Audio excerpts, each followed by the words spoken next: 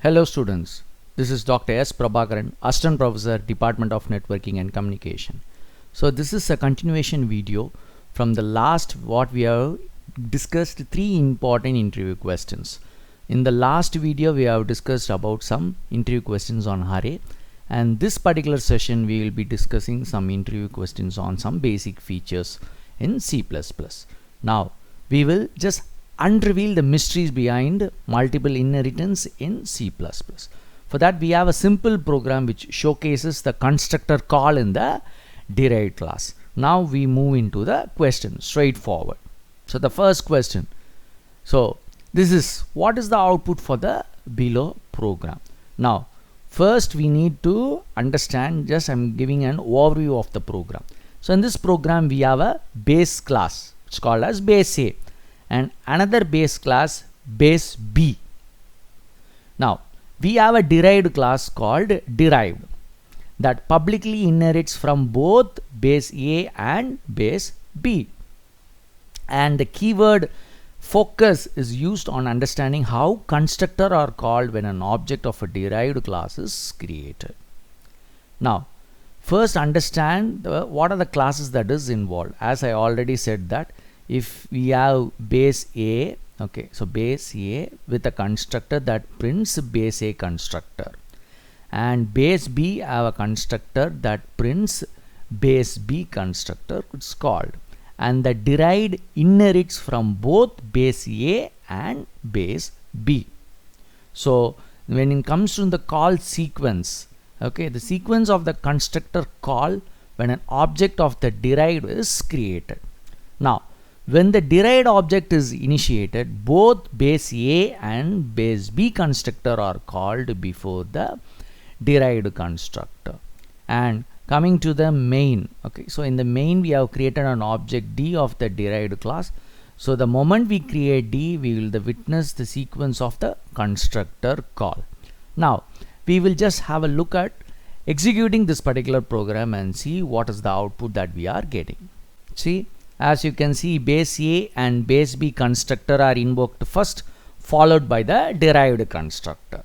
So when coming to the benefits of multiple inheritance, so multiple inheritance allows a class to inherit from one or more base class. So this is one of the key finding that you grasp from this particular program. And also it enables the code reuse and promotes the modular design by allowing a class to inherit functionality from its different sources. So finally we conclude that, so this we have demystified the constructor called in the derived class with multiple inheritance concept. Okay, and next program is also on multiple inheritance. Before that we will just go into the thing. So here I have given a code snippet. From that you are going to identify what is the error in this particular code snippet. So before compiling and executing this thing, we will just go through what is this particular code is about and how all these things are done. Now here we are going to dwell into the intriguing world of multiple inheritance concept. Okay, so here we have a program that unravels the complexity of the different data members ambiguity in the derived class. So now we will give an overview of this particular program. When it comes to the classes, that is two base classes, that is base 1 and base 2. We have a derived class called child. So child that publicly inherits from both base 1 and base 2. This is one of the important thing that we need to understand. And the focus is on understanding how to access and resolve the ambiguity that were the conflicting data members in the base classes.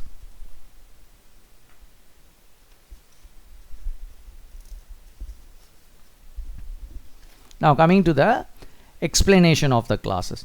Now first, base 1 as the character data member. So base 1 as the character data member, and base 2 as integer data member. So child inherits from both base 1 as well as base 2. But here you can see the data member ambiguity. The ambiguity is what? When we derive a class that is inherited from a multiple base classes, and those base classes have data member within the same name, we face data member ambiguity.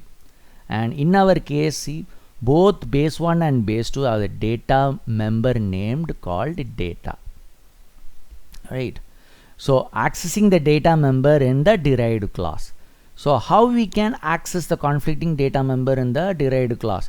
So we will use the thing called scope resolution operator.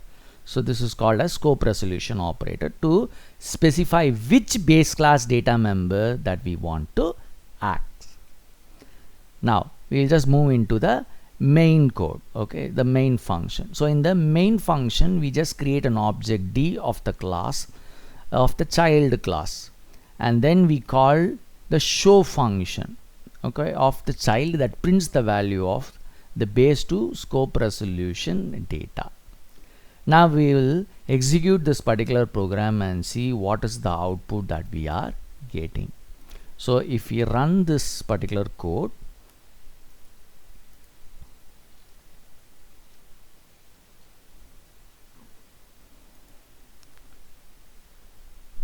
it's literally the garbage value that is printed. Okay, so we can see by using base 2 data, we access the integer data member from base 2 in our derived class. Okay, one important benefit of resolving this data member ambiguity is that we can write clean and understandable code, and also it ensures that we explicitly specify which data member that we want to access when there are conflict. That's very important thing that we need to understand. So this is another standard example of how we are going to code in our C program. So next we'll move into another program. Yes, for this particular code snippet we are going to identify what is the output. Okay, so before that we need to understand a function, that is the size of operator, right? So this particular function, literally we call it as a diamond problem. Now I'll explain what is this diamond problem later. Now see, very simple. In this program we have a base class base with an integer array, and we have two child classes, that is child 1 and child 2, both publicly inheriting from base. And finally we have something called grandchild class that inherits both from child 1 and child 2. See, here the focus is on understanding how multiple inheritance affects the size of an object, leading to the diamond problem. So now we will go into the explanation of the code in detail. Now first, base has an integer array as its data member. So child 1 and child 2 both inherit publicly from base, and grandchild inherit from both child 1 and child 2, forming a diamond shape hierarchy. I said, right, diamond problem. Now what is the diamond problem? Diamond problem arises in C++ when the class inherits from two classes that shares a common base class. In our case, the grandchild inherits from both child 1 and child 2, which individually inherits from the base. Now we will see the size of operator impact. Now the size of operator we use to determine the size of object of the grandchild class. Now understanding the size is very crucial in recognizing the impact of multiple inheritance on the memory usage. Now coming to the main function. So inside the main function we create an object of the grandchild class, and then we print the size of the grandchild object using the size of function.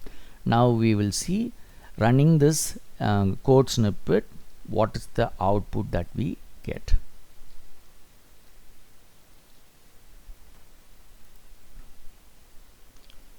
Okay, so 40. So 40 is the size of the grandchild. Okay, so literally if we run the program, we observe that the size of the grandchild object is being displayed. So the important thing is, when it comes to the diamond problem, that can leads to ambiguities and unexpected behavior in C++ program, particularly when dealing with virtual functions as well as the shared data members. Okay, so thank you.